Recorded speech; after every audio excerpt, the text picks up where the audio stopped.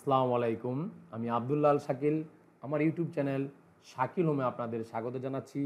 আজকে আমি আপনাদের সামনে নতুন একটি টিউটোরিয়াল নিয়ে হাজির হয়েছি। আমার টিউটোরিয়ালটি কি তা দেখার জন্য আপনারা আমার সাথেই থাকুন এবং আমার ভিডিওটি না টেনে দেখতে থাকুন। বর্তমান সময়ে প্রাথমিক শিক্ষকদের নিকট IPEMIS অর্থাৎ integrated primary education management information system, আমি আবার বলছি integrated primary education management information system একটি গুরুত্বপূর্ণ বিষয়। এখানে একজন শিক্ষকের তার ব্যক্তিগত, তার শিক্ষাগত, তার পেশাগত, তার পারিবারিক সকল তথ্য এডিট করতে হয়, অ্যাড করতে হয়, আপলোড করতে হয় এবং তার বিদ্যালয়ের তথ্য অ্যাড করতে হয় এবং বিদ্যালয়ের যাবতীয় তথ্য A to Z যা আছে সব কিছু অ্যাড করতে হয়। তো একজন প্রধান শিক্ষককে দুইটা কাজ করতে হবে। একটি হলো বিদ্যালয়ের তথ্য অ্যাড করতে হবে, আবার বিদ্যালয়ের সুমারিও করতে হবে, আবার বিদ্যালয়ের শিক্ষার্থীর তথ্য অ্যাড করতে হবে। তো এই ক্ষেত্রে বিদ্যালয়ের তথ্য যদি আপনি আগে করেন তাহলে আপনাকে একটু এক্সট্রা সুবিধা পাবেন, অর্থাৎ কাজ কম করতে হবে। একই কাজ বারবার না করে যদি সহজে করতে চান সেক্ষেত্রে বিদ্যালয়ের তথ্যের মধ্যে ফিল্ড আছে 14টা। আমি বলছি বিদ্যালয়ের তথ্যের মধ্যে মোট ফিল্ড আছে 14টা। তো এখানে 14টা ফিল্ড আপনি যদি আগে করতে পারেন, আর যদি আপনি সুমারিতে যান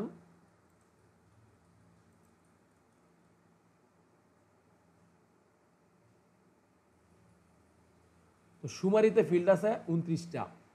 তো সুমারির 29টা ফিল্ডও আপনাকে পূরণ করতে হবে। এক্ষেত্রে আপনি যদি বিদ্যালয়ের তথ্যের 14টা আগে পূরণ করেন এবং পূরণ করে সেভ করে সাবমিট করে অনুমোদন হওয়ার পর আপনার এই 14টি তথ্য অটো চলে যাবে বিদ্যালয়ের সুমারিতে। তো সেক্ষেত্রে বিদ্যালয়ের সুমারিতে ফিল্ড হলো 19টা, আর আপনার বিদ্যালয়ের তথ্য পূরণ করলেন 14টা, সেক্ষেত্রে বাকি 15টা আপনি করলেই আপনার 29টার কাজ হয়ে যাবে। এক্ষেত্রে আপনার কাজ 50% কমে যাবে।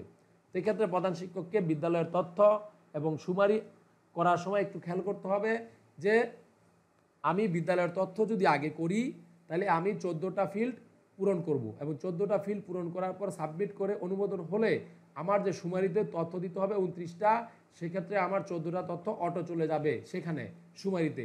তাহলে সুমারিতে যদি অটো চলে যায় তাহলে সুমারিতে আমার পূরণ করতে হবে বাকি 15টা। তাহলে আমার দেখা গেছে আমার কাজের 50% সময় বেঁচে যাবে। তো এই ক্ষেত্রে আপনারা যদি কেউ মনে করেন যে আমি সুমারিও করব বিদ্যালয়ের তথ্যও করব, হ্যাঁ করতে পারেন, সেটা কোনো সমস্যা না, কিন্তু আপনাকে পরিশ্রমটা আপনার বেশি হবে। সেক্ষেত্রে আমার পরামর্শ হলো যে আপনি বিদ্যালয়ের তথ্য আগে করবেন, বিদ্যালয়ের তথ্য আগে করার পর তা সাবমিট করবেন, সাবমিট করে অনুমোদন হওয়ার সাথে সাথেই বিদ্যালয়ের সকল তথ্য চলে যাবে সুমারি তথ্যে। অর্থাৎ সুমারি তথ্যের যে 29টা ফিল্ড, সেক্ষেত্রে 14টা ফিল্ড যদি আপনি আগে বিদ্যালয়ের তথ্য থেকে চলে আসে তাহলে বাকি থাকে 15টা ফিল্ড। সে বাকি 15টা ফিল্ড আপনি সহজে আপনার সামনে হাজির হবে এবং আপনার কাজ কমে যাবে। তো এই ক্ষেত্রে আপনি সহজে আপনার কাজ কমাতে পারেন। আমি আবারও বলছি, আপনি যদি মন চায় যে দুইটাই একবারে করবেন, হ্যাঁ করতে পারেন, সমস্যা নাই, কিন্তু আপনার কাজের সুবিধার্থে এই কাজটা করলে আপনার সময় বেঁচে যাবে।